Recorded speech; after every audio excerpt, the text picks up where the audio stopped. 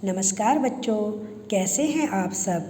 बच्चों, आज हम पराधीन सपने हूँ सुख नाही विषय पर अनुच्छेद लिखेंगे।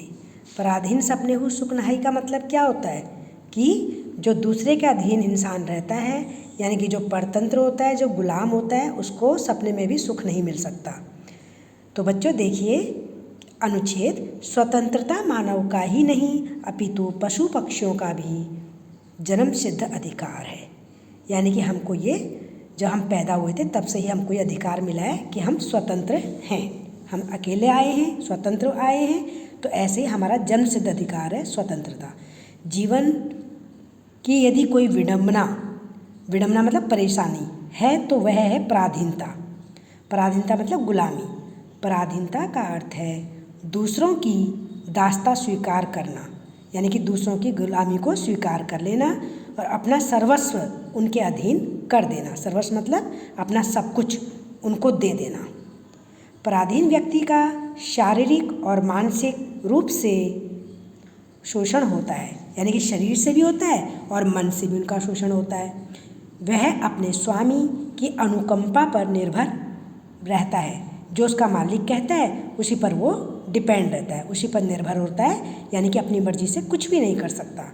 जबकि स्वतंत्रता मानव जीवन के लिए अमृत है। स्वाधीन व्यक्ति का चहुमुखी विकास होता है। चहुमुखी मतलब चारों ओर से उसका विकास होता है, यानी कि उन्नति करता है। मानव स्वभाव से ही स्वतंत्रता प्रेमी है। स्वतंत्रता मतलब आज़ाद। यदि कोई उसकी स्वतंत्रता छीनने की चेष्टा करता है तो वह उसे पुनः प्राप्त करने के लिए अपना सर्वस्व लुटा देता है। हमें हमारे भारत का उदाहरण हमारे समक्ष है। आपको पता है कि पहले अंग्रेज़ों ने हमें अपना गुलाम बना रखा था, है ना। यानी कि जब अंग्रेज़ों ने हमें गुलाम बनाया तो भारतीय जो वीर थे उनमें विद्रोह की ज्वाला धधक उठी, यानी कि उन्हें अपना देश को आज़ाद कराने के लिए उनके अंदर भावना आ गई, यानी कि गुस्सा आया उन्हें ये आया कि हम अपने को स्वतंत्र करके ही छोड़ेंगे। जिसमें भगत सिंह, चंद्रशेखर आज़ाद, झांसी की रानी लक्ष्मीबाई, लाला लाजपत राय आदि अनगिनत, यानी कि हम गिन नहीं सकते, इतने सारे स्वतंत्रता सेनानी थे जिन्होंने देश की बलि वेदी पर शहीद होकर पराधीनता की बेड़ियों को काट डाला, यानी कि गुलामी को काट दिया, गुलामी से छुटकारा लिया और स्वाधीनता का तिलक लगाया, यानी कि स्वतंत्र हो गए। तो स्वतंत्रता मांगने से नहीं, संघर्ष से मिलती है, यानी कि हमें उसके लिए प्रयत्न करना पड़ता है, कोशिश करनी पड़ती है।